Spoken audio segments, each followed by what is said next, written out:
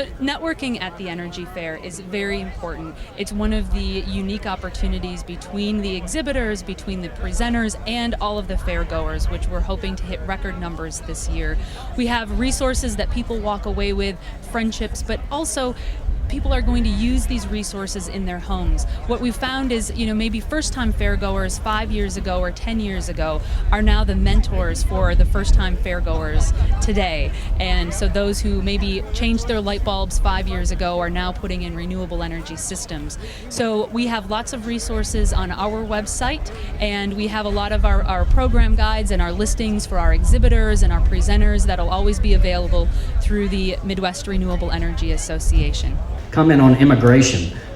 Yes, to me, I'm from Texas. There's great hatred in my state by conservatives, liberals, any stripe you want to have about that wall they're building down there. They despise that wall because it's total insult to our culture. In Texas, yeah, we got a lot of immigrants coming over, but Texas has always had a fluid border, back and forth. That's what our culture is. That our families are intermixed, our business is total intermixed, our community is tied together. So that wall is an affront to everything that we stand for. Having said that, we have to do something about immigration. You cannot have just an endless flow of cheap labor coming into your country because it depresses the wages for the middle class. It destroys the middle class, and that's happening. But what we have to do is not build walls. We have to recognize what the real problem is, and the problem is things like NAFTA, and NAFTA in particular, have made it impossible for small farms to be able to make a living. Just to be able to feed their families cannot happen. In the rural areas of Mexico. That's why they're coming, and that's who's coming. 80% of the immigrants coming across the border come from the rural areas of Mexico. They don't come from the cities.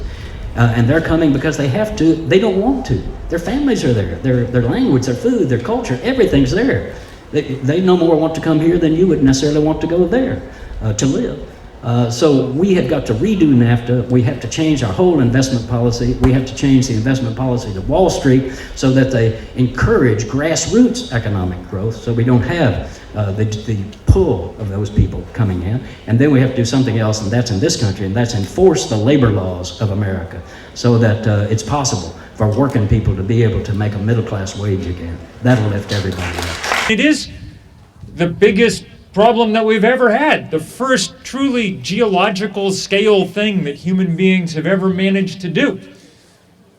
And in that 20 years, I watched as the science turned from hypothesis to consensus. And in that 20 years, I watched as the polling data got stronger and stronger and stronger. And I watched as Hurricane Katrina came through and everybody figured out what the power of this new souped up nature was. And I watched as Hurricane Gore came through with his movie and showed everybody exactly what was going on. And I watched and I watched and I watched nothing at all happen. No response at all from our federal government, from the country that produces 25% of the world's carbon dioxide.